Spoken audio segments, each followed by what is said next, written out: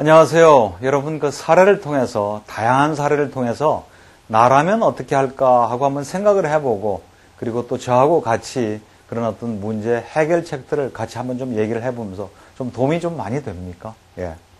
나하고는 상관이 없는 일이라고 아직은 또 나이 차도 있고 아직은 그런 경우를 안 당해봐서 나하고는 상관이 없는 일이라고 생각을 하지 마시고 만약 나에게 닥친 문제라면 어떻게 할까 하고 미리 생각해보는 것 역시 큰 도움이 될 때도 있습니다.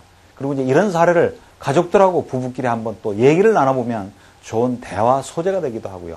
10주차 이번 첫 번째 사례는 6살, 3살을 둔 맞벌이 엄마였던 사례인데요. 남편은 진짜 손 하나 까딱 안 하고 별로 안 도와주고 직장생활은 계속 하고 싶은데 도대체 어떻게 하면 될까요? 하는 그 사례인데 같이 보시면서 생각을 한번 해보겠습니다. 예. 6살, 3살배기 두 아들을 둔 맞벌이 엄마입니다. 돈은 같이 버는데 집안일이나 아이 키우는 일은 나 몰라라 하는 남편 때문에 속이 상합니다. 새벽에 제가 3살 아들을 친정에 맡기고 출근하면 남편은 큰아이 유치원에 데려다 주기만 할 뿐 퇴근하면 거의 손도 까딱하지 않습니다. 매일매일이 전쟁을 치르는 느낌입니다. 내가 지금 뭐 하는 짓인가 싶기도 하고 아이들에게 미안하지만 경제 사정상 직장을 그만둘 형편이 못 됩니다. 그리고 꼭 돈 문제가 아니어도 사회생활을 계속하고 싶은데 어떻게 하면 좋을까요? 사례 잘 보셨죠? 6살, 3살 두 아들을 둔 맞벌이 엄마니까 얼마나 힘들까요? 예. 전쟁이라고 그러셨는데 전쟁이라는 말이 좀 이해가 되죠. 예. 물론 뭐 개인차가 있겠지만 6살, 3살 그때는 가장 엄마의 손길을 필요로 한 나이 아니에요. 게다가 사내 아이 둘을 키우니까 또 얼마나 쉽지 않겠어요. 예. 참 이해가 되는데요. 참 저도 참 답답해집니다. 예. 거기다가 몸만 힘든 게 아니죠. 예. 불공평하다. 이거 억울하다. 왜 돈은 같이 벌면서 왜 여전히 아이 키우고 집안 살림하는 일은 여자한테 이르냐. 요즘이 지금 어떤 세상인데 무슨 뭐 조선시대도 아니고 21세기를 지금 가는 세상인데 이건 말도 안 된다. 그런 생각까지 이제 더해지면 막 더 화가 나는 거죠. 거기다가 뭐 그렇습니까? 맞벌이를 한다고 집안일에 조금 차질이 있어도 봐주나요? 맞벌이를 뭐 허락해주는 거, 허용해주는 것을 대단히 무슨 큰 시혜를 베풀듯이 생각하는 남편이나 시부모님도 가끔 계시잖아요. 그러면 그죠? 그 회사에 가서 아내 역할, 엄마 역할, 또 직장에서 또 아니면 일을 하면서 그 역할에도 조금도 차질이 없어야 되니까 그죠? 엄청난 슈퍼먼 그런 어떤 압박감, 스트레스, 그죠? 역할 과중 그리고 역할 간의 갈등 때문에 사실 괴로운 거니까. 예. 그래서 이제 가끔 보면요, 자기 아내가 맞벌이를 하시는 분, 그런 분이 상사인 경우는 그래도 맞벌이를 하는 사람들의 고충을 조금 알아요. 근데 이제 어느 정도 뭐 사회적인 위치도 있고 경제적인 여유가 있어서 굳이 자기 부인을 맞벌이를 안 시키는 어떤 그런 상사를 만약 모시고 있는 분들이라면 그 맞벌이의 고충을 잘 모르는 겁니다. 그래서 이제 오히려 참 힘든 경우도 있는데 이제 앞으로 가면 갈수록 맞벌이가 늘어나죠. 지금 이제 기혼 여성들이 미혼 여성보다 그 취업률이 상회한 지가 오히려 더 높아진 지가 오래됐어요. 예.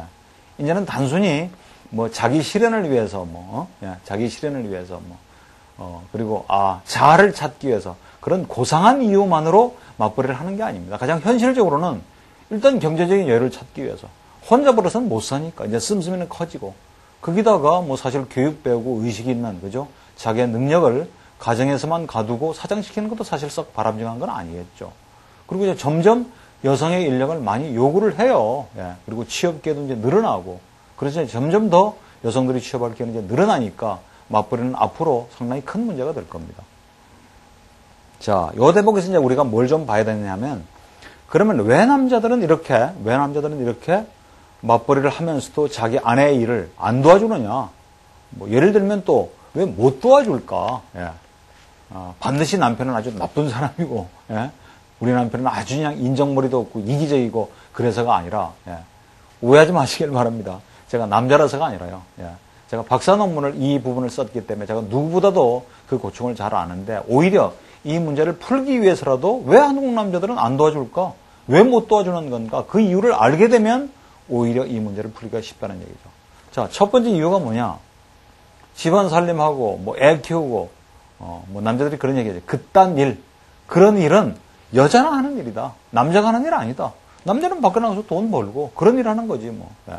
옛날에는 그렇게 이분법적으로 나뉘어져 있었죠. 분업화가 됐죠. 예전에는 뭐 거의 여성들이 전업주부 아니었나요? 제 세대만 해도 아이고 남자 자식이 얼마나 못났으면 저 마누라를 저렇게 밖으로 돌려. 그러니까 능력이 없는 남자로 오히려 치부했었죠. 그때는. 남자가 얼마나 못났으면 지 혼자 벌어가지고 저 자식 먹여 살지도 못하고 여자를 밖으로 내돌리냐고.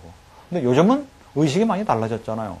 아내가 무슨 능력이 있어서 밖에서 돈 벌어오는 게 왜 나빠요? 예. 더러는 젊은 남성들은 아내가 나보다 오히려 수입이 더 많으면 제가 오히려 살려면 살 수도 있을 것 같아요. 예, 저 쉬었다면 할래요. 뭐. 그런 식으로 오히려 의식이 바뀐 거죠. 근데 옛날에는 그런 일은 여자나 하는 일이라는 생각이 아주 강하게 자리 잡고 있기 때문에 그걸 아마 떨쳐버리기가 힘든 것 같습니다. 세대 차이는 있어서요. 젊은 세대들은 이제 그런 아주 경직된 사고방식에서 조금 좀 유연한 사고방식을 가지는데 여전히 행동은 못 따라가는 거죠, 여전히. 그런 일이 이제 그런 이유가 가장 큰 이유일 것 같고요. 그 다음에 뭐 모든 남성들이 다 그렇지는 않겠고 그것이 뭐 이유의 전부는 아니겠지만 너무 바빠요. 일이 너무 많아. 과중이고. 아침 일찍 가야 되고 저녁에 늦게 와야 되고 뭐 야근도 해야 되고 그러니 집에 와가지고 파김치가 되는 거죠. 그러면 여자는 뭐 예를 들어서 안 피곤합니까? 물론 마찬가지죠. 그래서 과중한 일, 그죠? 뭐 피곤 뭐 이런 것도 그리고 한국식의 어떤 음주 문화, 기업 문화, 그냥 일. 너 아니어도 얼마든지 줄 서 있는 사람이 있어. 뭐 안 맞으면 그만둬. 뭐 어떤 그런 것도. 그리고 집안일을 이렇게 도와주고 아이하고 좀 놀아주고 그렇게 좀 분담하는 남자를 참 우리가 칭찬해주고 오히려 격려해주고 참 잘한다고 보는 눈이 아니라 오히려 더러는 정반대 아주 싸늘한 시선으로 아이고 자식 남자가 얼마나 못났으면 남자 망신 다 시키고 있네. 난 너같이 살려면 접시에 코를 박고 죽는다 죽어 이놈아. 그리고 친구들 간에 동료들 간에도 놀리잖아요. 예. 그리고 부인들은 오히려 그것 때문에 막 원망도 하고 비난도 하면서 오히려 어머니들은 그죠? 내가 너를 어떻게 키웠는데 결혼하더니 아이고 저 못난 놈 마누라 치마폭에 쌓여가지고 야 정말 열불이 난다 열불이 나. 예.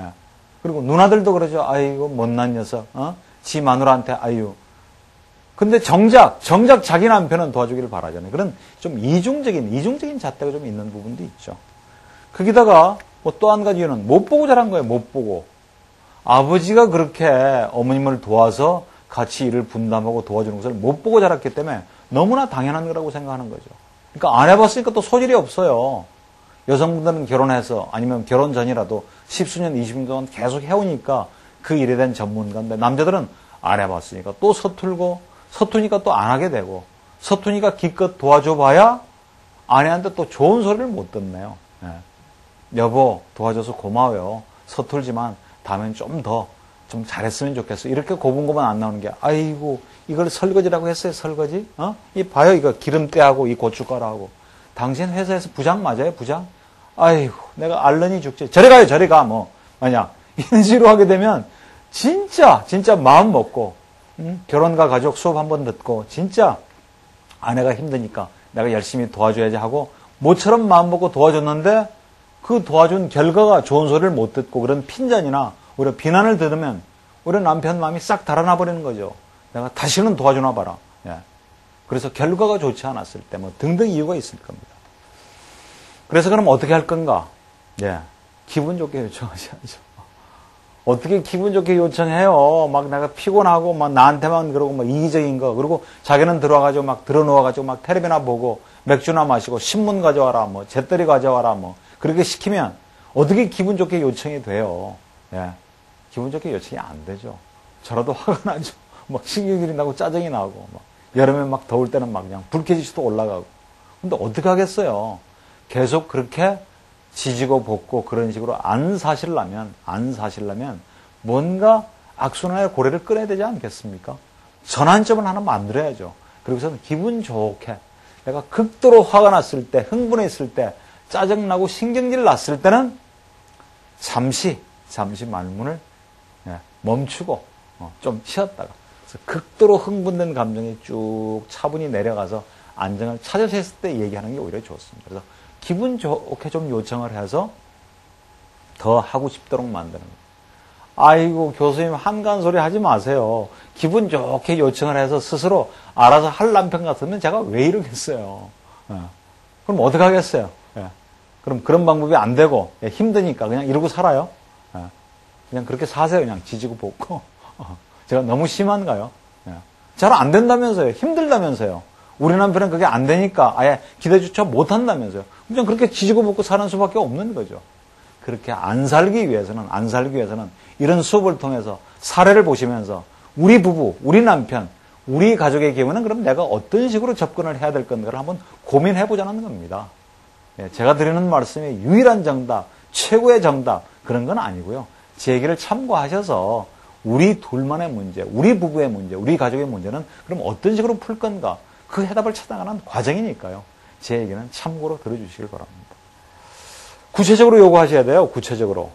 제발 당신은 좀 집에 와서 집안일 좀 신경 좀 쓰세요. 집안일. 그렇게 얘기하면 어떻게 하는 것이 집안일에 신경 쓰는지를 남자들은 잘 몰라요. 아니, 교수님, 그게 뭐 영어로 해요, 독일어로 해요. 한국말로 하는데 왜 못 알아들어요? 그게 참 이상하죠? 그죠? 분명히 한국말이에요. 그죠? 그리고 부부로 10수년을 살았어요. 한때는 사랑했어요. 그래서 내가 선택한 남자임에도 불구하고 이게 말이 안 통하나요? 그럼 말을 알아듣도록 통하도록 얘기를 하셔야죠.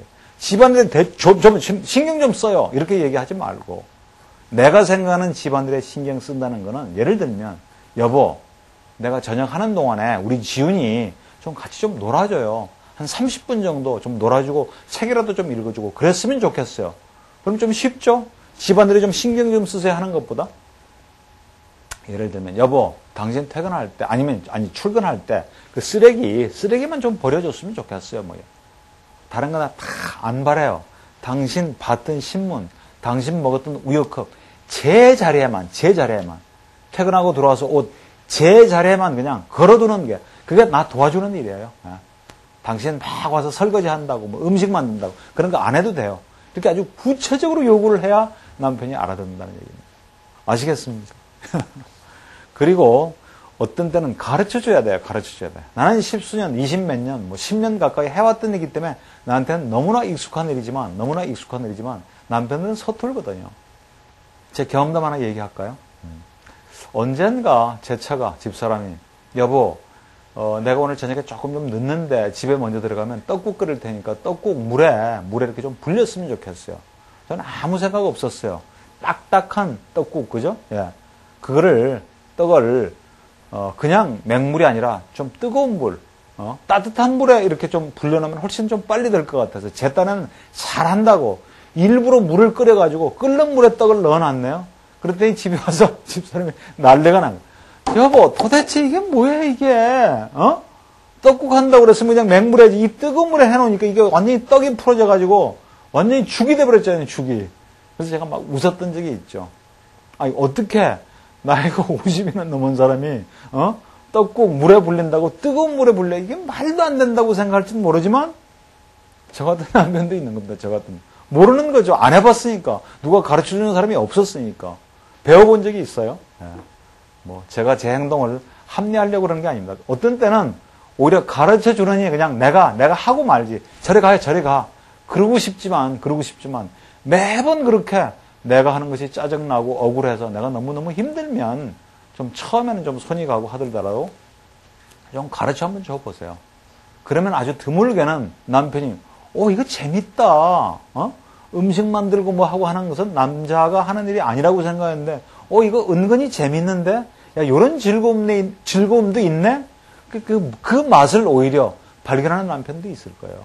그래서 가끔 어떤 남성들은 그런 아이 돌보고 아이하고 함께하는 어떤 그런 권한을 아내한테 일임하지 말라.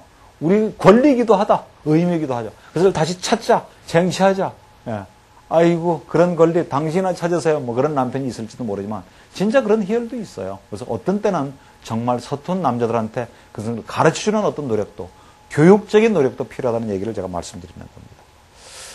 자, 제가 수업 시간에도 말씀드렸지만 가사 분담표를 만드는 것도 하나의 도움이에요. 그죠? 자기의 적성, 취향, 스타일, 자기 어떤 각자 소질이 있는 부분이 있잖아요. 뭐, 예. 그래서 남자지만 음식 만드는 것을 좋아하는 사람이 있고, 그죠? 예. 나는 뭐, 예를 들어서 물일 하는 걸 좋아. 그래서 가사 분담표를 딱 만들어 놓으면, 물론 가사 분담표대로 실행이 안 되죠. 어떻게 매번 탁탁 되겠어요. 그러나 그런 원칙을 세워놓게 되면 갈등을 훨씬 불화를 줄일 수 있다는 얘기입니다. 아니면 좀 기준을 낮추는 거죠. 막 쓸고 닦고 막 윤이 반질반질 나게, 그죠? 그리고 남한테 보여주는 모델하우스 아니잖아요. 그 안에 사는 사람이 행복한 것이 오히려 더 먼저라면 그 안에 사는 사람들이 좀 더 덜 싸우고, 그죠? 행복할 수 있도록 기준을 조금 낮추는 거죠. 아니면 경제적인 좀 여유가 있으면 뭐 식기세척기를 하나 들여놓는다든지, 그죠? 조금 용량이 큰 냉동고를 하나 들여놓는다든지, 뭐 그런 도움을 받을 수도 있겠죠. 아니면 부모님의 도움을 조금 좀 요청할 수도 있고, 아니면 아이들한테 시키라는 얘기 하셨죠. 가사 분담 때문에 부부만 싸우지 마시고 아이들 나이에 맞는 그 적당한 일을 아이들한테 시키세요. 아이들도 가족의 일원으로서 해야 될 의무가 있는 겁니다. 의무. 자, 그리고 맞벌이를 하면서 지나친 죄책감 갖지 마시길 바랍니다. 예. 반드시 맞벌이가 나쁜 것만 있는 건 아니에요. 맞벌이의 장점과 단점이 있는 겁니다. 손익계산서를 짜보세요. 뭔가 딸아이한테는 엄마로서, 여성으로서 성역할 모델이 되기도 하고요.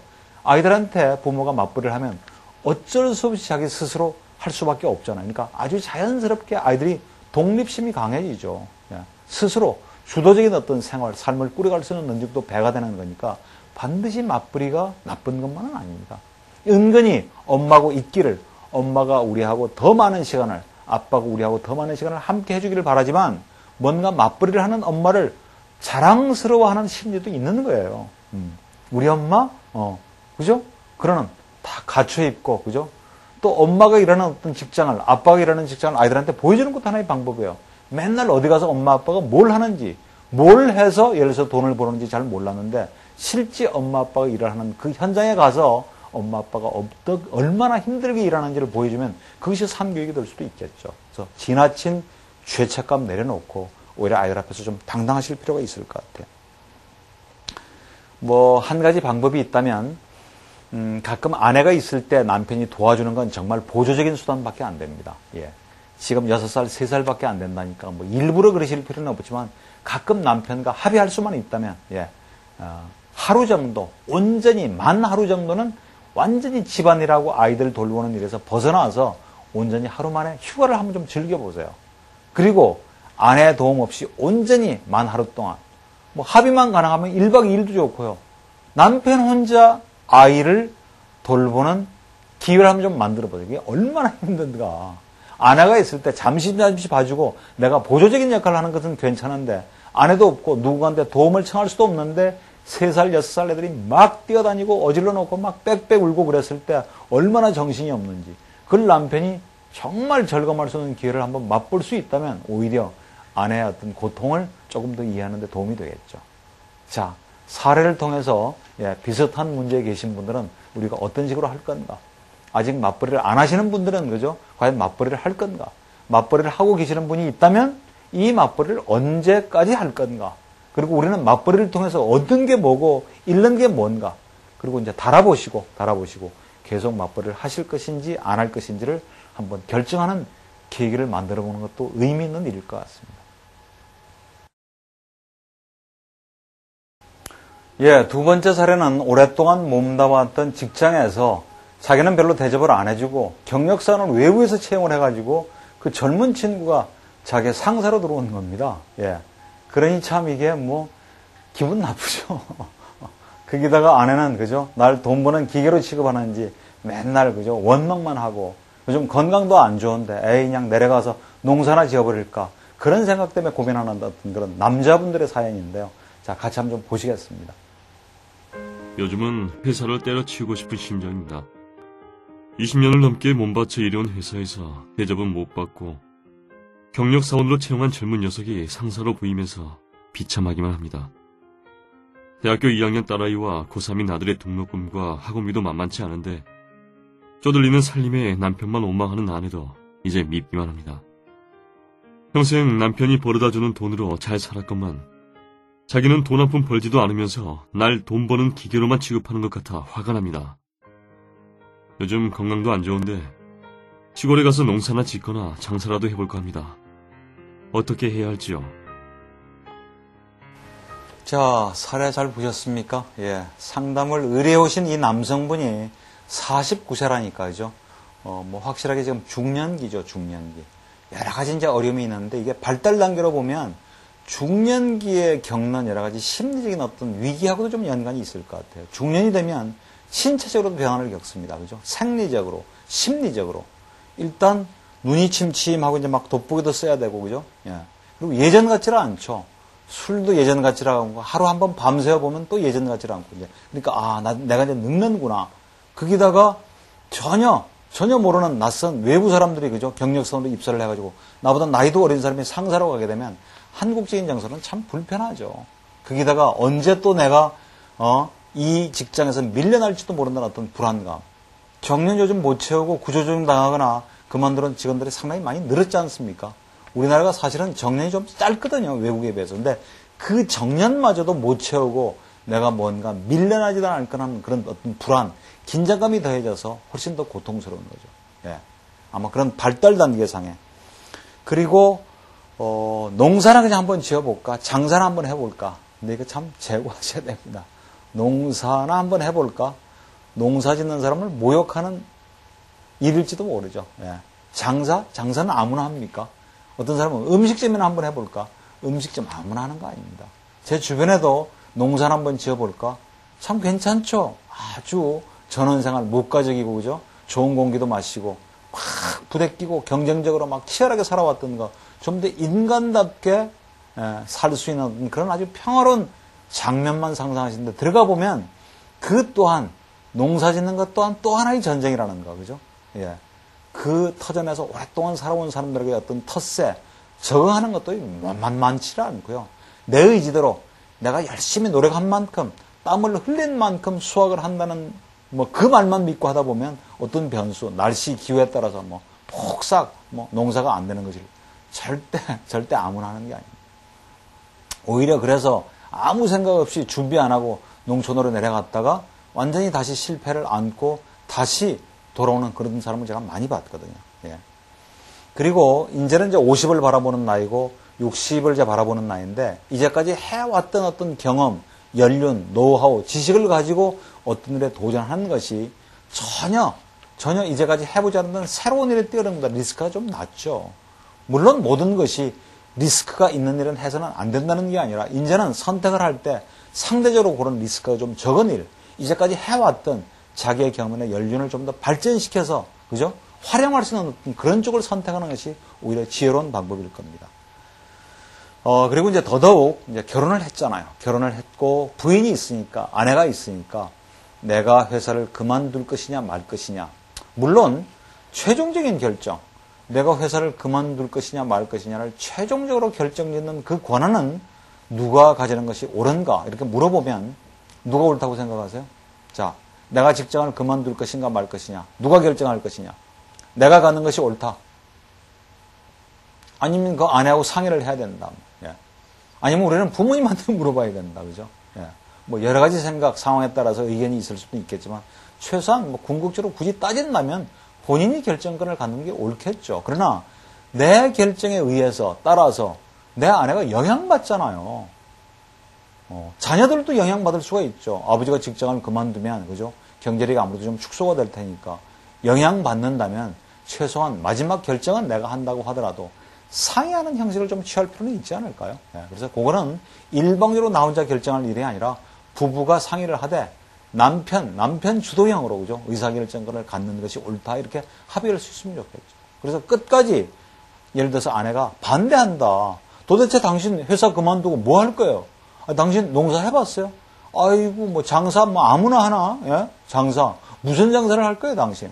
말도 안 되는 소리 하지 마세요. 예를 들면 그렇게 극구 아내가 반대를 한다면 아내가 반대부터 한다고 말 그렇게 쓴다고 막 화만 내실 게 아니라 뭘 아내가 걱정하고 뭘 아내가 불안해하는 거지 대화를 통해서 풀어야지 싸우고 그냥 일방적으로 그냥 화가 난다고 그냥 막 사표 던져버리고 그런 일은 하시면 안 될 겁니다. 그래서 특별한 대안, 지금까지 해왔던 이 직장 생활보다 좀 더 나은 확실한 어떤 대안이 없이 그냥 막연히 회사부터 먼저 그만두고 사표부터 먼저 써버리는 그런 조금 좀 경솔한, 그죠? 예, 좀 신중하지 못한 행동은 우리가 좀 예방을 해야 될 것 같습니다. 자, 요즘은 어떠세요?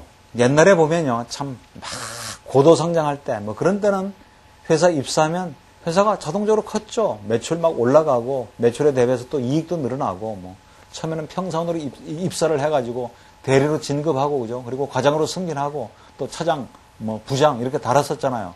근데 요즘은 그런 게 아니죠. 예. 큰 대기업도 그냥 뻥뻥 나가 떨어지지 않습니까? 엄청난 대형 은행들도 도산하고, 은행 이름이 막 바뀐 거 여러분들 보셨죠? 이제 예전같이 고도 성장을 논할 수 있는 그런 시기는 이제 이미 지났습니다. 예. 잘 컸어요. 20년, 30년. 상당히 이익 많이 내고 성장했던 그 회사도 급격한 외부 환경에 변해서 의사결정 한번 잘못하면 하루아침에 그냥 넘어가는 거 많이 보셨잖아요. 예. 그러니까 이제는 패러다임을 이제 바꿔야 됩니다. 예? 어떻게 나보다 나이가 어린 사람이 내 상사가 돼야 말도 안 된다. 이제 그 적응 못하시면 이제 스스로 물러나는 수밖에 없어요. 무슨 여자가 상사야? 말도 안 되는 소리 하지 마. 무슨 여자가 상사야? 여자를 상사로 모셨던 경험이 별로 없었거든요. 대부분 다 남성들이 그죠? 상해직에 앉았죠. 근데 요즘은 정말 능력 있는 여성이라면 뭐 임원으로 승진하기도 하잖아요. CEO가 되기도 하고. 이제는 그 패러다임에서 변화 못하고 내 의식이 계속 과거만을 고집한다면 내가 이제 쓸 수 있는, 존립할 수 있는 기반을 훨씬 줄어드는 겁니다. 모든 분야가 평가해야 된다. 평가받는 건 너무나 당연하다는 식으로 이제 지금 트렌드가 가고 있죠. 물론 지나치는 감은 좀 있지만 참 한국 사회가 많이 경쟁적입니다. 그 경쟁에서 이겨내지 못하면 도태되는 수밖에 없겠죠. 그래서 이제는 그런 어떤 고정관념, 편견도 우리가 좀 버리고 적응해 나가는 변화경의 지혜가 좀 필요하다. 그런 말씀을 좀 드리고 싶네요. 자, 그리고 뭐 또 한 가지 이유는 대학교에 다니는 딸이 있고 고3 아들이 있다면 지금 이 시기가 가장 지출이 많이 늘어날 때입니다. 예. 딸이 이제 대학생인데 아들마저 대학교에 입학하면 오히려 등록금이 훨씬 비싸겠죠. 그리고 대학만 졸업하면 끝인가요? 예. 이제는 막 뭐 직장 생활하고 직장 생활하면 뭐 아들이 벌어다 준 부모님한테 줍니까? 예. 그 돈 모아가지고 자기 결혼하기 바쁘죠. 뭐. 지 모아놓은 돈 가지고 결혼이 되나요? 거기다가 오히려 부모님이 돈을 보태가지고 결혼을 시켜야 되는 게 우리 한국의 현실이니까 가면 갈수록 아이들 결혼시킬 때까지는 계속 지출이 상승하는 발달 단계죠. 그러니 어떡하겠어요? 더러워서 뭐 그냥 때려치워버릴까? 그리고 쉽게 쓸 수 있는 사표가 아니라는 겁니다. 현실적인 이유 때문에. 그러니까 더더욱 신중하셔야죠. 예. 그러니까 정말 속 썩고 어떤 때는 참 자존심 상하고 그렇지만 어떻게 했어요? 그것이 현실인데 그 현실적인 것들을 무시할 수도 없는 거죠. 이제까지 내가 평생 벌어다 주는 것만으로 살림 잘 살았으니까 당신은 한 번도 벌어온 적도 없고 좀 억울한 생각이 들겠죠. 이제는 뭐 고3 정도, 뭐 물론 고3이니까 부모가 반드시 뭐 지키고 앉아 있을 필요는 없지만 한국적인 현실에 부모가 좀 마지막 남은 1년 좀 뒷바라지 해준다고 생각하고 뭐 아내 되시는 분이 풀타임 잡은 아니라고 하더라도 파트타임이라도 그죠? 뭐든지 조금 기여할 수 있는 뭔가 일을 찾아보는 것도 하나의 방법이죠. 이제는 아이들이 절대적으로 엄마의 손길을 필요로 하는 단계가 아니라면 꼭 돈을 벌기 위한 목적이 아니더라도 그 긴 세월 뭐 할 거예요? 아이들이 아직은 어리고 대학교 보낼 때까지는 그냥 엄마가 들러붙어서 그 챙겨주느라고 내 역할이 있었지만 아이들 이제 대학 가고 나면 얼마나 이제 바빠져요. 아이들 얼굴 보기가 힘들어집니다. 그러니까 엄마의 역할이 급격하게 축소하죠. 그 공백을 잘 견뎌내지를 못하면 급격하게 무력감이 드는 거예요. 엄마가 막 열심히 애를 써서 입학시켜놨더니 아들 녀석, 딸아이들은 지가 다 잘나서 입학한 줄 알고 얼굴을 보기가 힘들다니까요. 남편은 여전히 회사 일로 바쁘고 그럼 도대체 난 뭔가? 예. 남편은 일로 바쁘고 아이들은 대학 들어서 바쁜데 나만 도태되는 것 같고 게다가 아주 절묘하게 여성들의 갱년기까지 겹치면 신체적으로 엄청나게 힘들거든요. 그러니까 우울해지기도 하고 무력감에 회의가 들기도 하고 그죠? 그래서 그런 것들을 이겨내기 위한 방편으로도 뭔가 잡을 하나 얻을 수 있다면 이런 경우 좀 도움이 되겠죠. 그리고 이제 이 단계에서는 특히 아직도 이제 50이 안 된 남편이 되는 거니까 앞으로 살아갈 세월이 긴 창창한 세월이 남아 있죠. 예. 그래서 재무 설계를 하실 필요도 있을 거예요. 생애 설계를 앞으로 남아있는 이 노년기를 어떻게 지낼 거냐. 아직까지 노년기는 닥치지는 않았지만 이 중년기의 갈등이나 불화를 슬기롭게 잘 극복을 해야 그 다음 단계 노년기에 잘 전이가 되거든요. 전환이 되거든요. 이 단계의 발달갑을 잘 이루지 못하면 여전히 노년기가 상당히 불투명해지는 거기 때문에 그러기 위해서도 부부가 대화하셔야 돼요. 예. 나를 뭐 돈 버는 기계로밖에 뭐 모르나? 도대체 난 뭘로 버는 거야? 내가 평생 벌어다 주는 돈 가지고 잘 썼으면서 무슨 소리야? 예. 아내는 아이고 얼마 벌어다 줬다고 그래요. 쥐꼬리 많은 월급 갖다 주고 다른 남편은 뭐 몇 배나 벌어다 이렇게 되면 싸우는 거죠. 예. 예. 그런 식으로 문제를 해결하고 두 분이 좀 앞으로 나아가는데 행복한 가정을 만드는데 기하는 에너지 쪽으로 쓰는 게 아니라 그냥 서로 원망하고 비난하고 그러면 절대 문제는 해결이 안 되는 거예요. 제가 늘 예를 드는 게 있어요. 배를 예를 들어볼까요? 배를 두 부부가 열심히 노를 저어서 저 행복의 나라로 열심히 가기 위해서 호흡을 맞춰서 온 몸과 마음을 맞춰서 열심히 저어도 저 나라로 갈까 말까 하는데 그죠? 둘이 막 노는 젖지도 않고 한 사람은 졌는데 그래 아이고 뭐 반감만 하고 자기 혼자 아니면 노 가지고 막 그냥 서로 막 싸우고 막 찌르기도 하고 그리고 배가 전복이 돼버리면 오히려 또 낭패가 나는 거죠. 사망인 거죠. 배가 행복의 나라로 전진하는 게 아니라. 예. 그래서 바로 이런 경우에도 여지없이 반드시 필요한 것이 부부간의 대화입니다. 예. 내가 얼마나 힘들었는지. 우리 남자들은 내가 힘들다고 해서 막 집에 와서 막 뭐라고 힘들었다. 그런 얘기를 안 하는 세대에서 내가 얘기는 안 했지만 참 나 지금 힘들다. 예. 뭐 당신한테는 내가 자존심 상해서 얘기도 안 했지만 나보다 젊은 놈이 올라와서 상사라고 땡땡거리는 거 참네. 뭐 그런 얘기라도 서로 좀 교환할 수 있는 부부 사이면 더더욱 좋겠죠. 그딴 얘기 마누라에서 뭐해. 나만 힘들면 됐지. 또 그런 얘기를. 그런 이유 때문에 남자들이 얘기를 잘 안 하는 것도 좀 이해를 하시고 여보 요즘 당신 좀 많이 힘이 없어 보이고 힘들어 보이는데 요즘 무슨 뭐 회사에 뭐 일이 있어요? 예. 여보 힘들더라도 힘내세요. 진짜 당신 평생을 우리 가족들을 위해서 열심히 일해왔잖아요. 여보, 내가 오늘 당신 아주 맛있는, 당신 좋아하는 안주 술상 받아 놓을게요. 예. 그렇게 만약 따뜻하게 말을 한번 좀 건네면, 에이, 이 회사냥 양 더러워서 그냥 때려쳐야지. 그렇게 마음이 들다가도, 아니지. 그래, 아이고, 참. 나 같은 남편 만나서 우리 아내가 참 고생하지. 애들도 지금 한참 뭐, 대학교 들어가고 고3인데, 내가 그만두면 어떡할 거야. 스스로 오히려 남편이 스스로 해답을 정리할 수도 있을 겁니다. 예. 그게 바로 부부인 거죠. 예. 자, 건강이 좀 좋지 않으시다고 그러셨는데, 건강 챙기셔야 됩니다. 건강마저 잃어버리시면 어떡하겠어요? 건강을 만약 잃게 되면, 그나마 아침에 눈 뜨면 출근할 수 있는 어떤 직장이 있다는 거, 그 터전을 잃을 수도 있잖아요. 그렇게 되면 급격하게 경제력이 더 축소가 되는 거죠. 그래서 건강도 별로 좋지 않은데, 그 건강을 다지기 위해서라도 부부간에 투자하셔야죠. 그래서 부부가 화목하고 서로의 아픔, 고통, 고민들을 나눌 수 있다면, 그죠?